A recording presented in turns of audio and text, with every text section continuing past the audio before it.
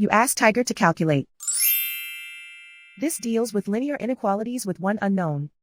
The final result is n smaller than 5. Let's solve it step by step. Group all constants on the right side of the inequality. Add 9 to both sides.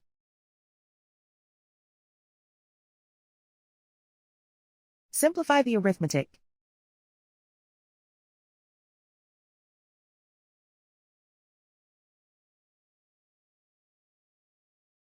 Isolate the n. Divide both sides by 7.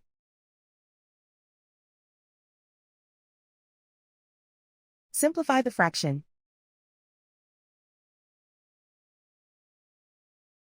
Find the greatest common factor of the numerator and denominator.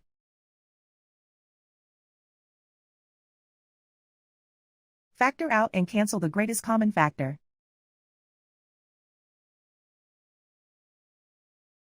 Plot the solution on a coordinate grid. And so the final result is n smaller than 5.